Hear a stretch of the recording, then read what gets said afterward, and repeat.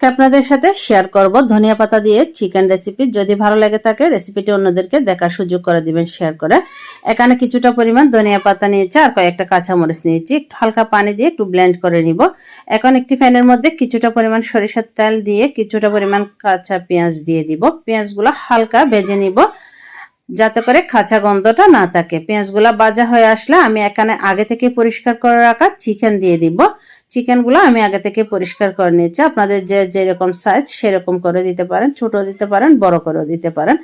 তো চিকেনগুলোকে পেঁয়াজের সাথে ভালো করে একটু ভেজে নিতে হবে।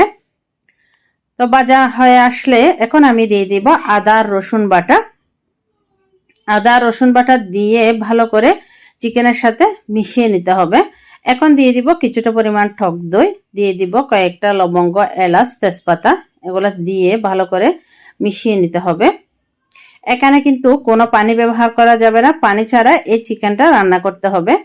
এভাবে করে কিছুক্ষণ কষিয়ে নিব। কষানো হয়ে গেলে উপরে দিয়ে দিব কিছুটা পরিমাণ লবণ, দিয়ে দিব হলুদের গুঁড়ো, আর দিয়ে দিব কিছুটা পরিমাণ ধনিয়া গুঁড়া,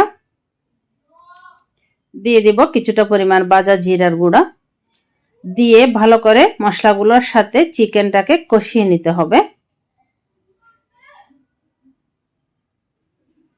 এই চিকেনটা যত ভালো করে কষানো যাবে খেতে কিন্তু ততটাই ভালো লাগবে। দিয়ে দিব কিছুটা পরিমাণ গোলমরিচের গুঁড়া। এখানে অবশ্যই গোলমরিচের গুঁড়াটা দেওয়ার চেষ্টা করবেন, যেহেতু এখানে বেশি মরিচ ব্যবহার করা যাবে না, তার জন্য হালকা একটু জাল হয় মতো, আর ফ্লেভারটাও খুব ভালো লাগে। ঢাকনা দিয়ে কিছুক্ষণ অপেক্ষা করব। এই যে চিকেন থেকে কিন্তু বেশ পরিমাণ কিন্তু পানি বের হয়ে গেছে। এই যে ধনিয়া পাতা আর কাঁচামরিচের পেস্ট এখন দিয়ে দিব। এই ধনিয়া পাতা দিয়ে যে চিকেন রান্না করলে এতটাই টেস্ট হয়, আপনারা বাসায় একবার হলো তৈরি করে দেখবেন। আজকের এই রেসিপিটি যদি আপনাদের ভালো লাগে থাকে রেসিপিতে একটি লাইক, কমেন্ট, শেয়ার করে অন্যদের দেখার সুযোগ করে দিবেন। কে কোথায় থেকে ভিডিওটি দেখছেন অবশ্যই জানাতে ভুলবেন না। আর নিত্য নতুন রেসিপি পেতে চাইলে আমার পেজটি ফলো দিয়ে সাথে থাকতে পারেন। তো ধনিয়া পাতাগুলো আমি চিকেনের সাথে এভাবে করে ভালো করে একটু করে মিশিয়ে নিব। কোনো সময় একটা জিনিস খেয়াল রাখবেন, যত মাংসটা আপনি যত ভালোভাবে কষাবেন ততটাই খেতে কিন্তু টেস্ট হয়। তো আমি এভাবে হালকা নেড়ে কিন্তু এভাবে করে কিন্তু এই চিকেনগুলোকে কষিয়ে নিব। এখন আমি দিয়ে দিব এখানে কয়েকটা কাঁচা মরিচ, একটু হালকা ভেঙে দিয়েছি, ভেঙে দিয়ে ভালো করে একটু করে নাড়াচাড়া করে নেবে। এখন ঢাকনা দিয়ে অপেক্ষা করব বেশ কিছুক্ষণ, যাতে একদম মাখো মাখো হয়ে আসে। এই যে আমার চিকেনটা কিন্তু একদম রেডি হয়ে গেছে।